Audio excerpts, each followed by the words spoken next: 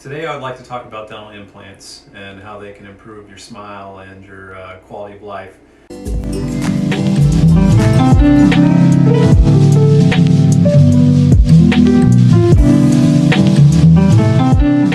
First off, I get a lot of patients that ask me about their are they too old to have dental implants, and it's pretty amazing that that I get that question quite a bit, because when I was in my residency program, it's a long time ago, but the first person I ever did implants on in residency was 92 years old. It's a matter of your health, and if you're in good health, then implants are a viable option.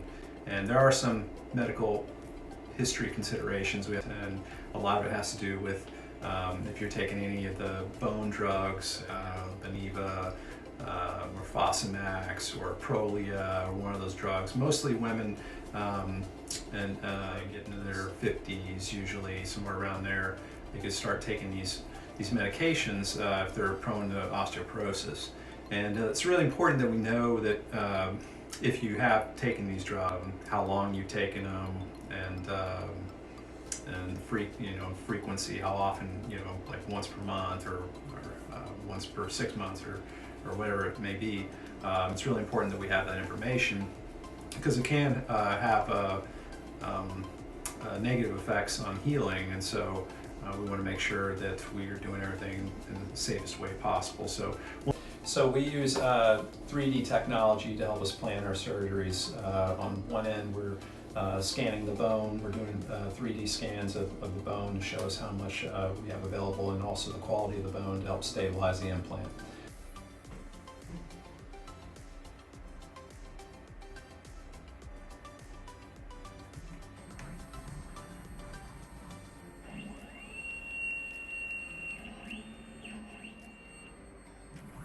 Also, we take digital impressions. We have a scanner, an intraoral scanner, that does that for us, and we take those two images and merge them together to allow the surgeon, me, to plan the surgery and the implant placement virtually.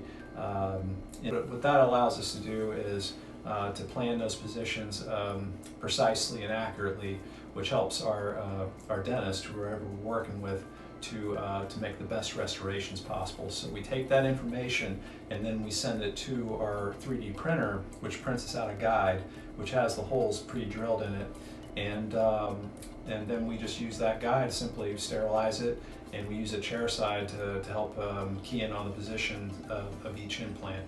So the software itself is pretty slick. We use basically the two models that we generate, the 3D model of your bone, both upper and lower jaws, and the intraoral scan we take of your gums and your teeth, and we merge those two together to be able to plan our surgery.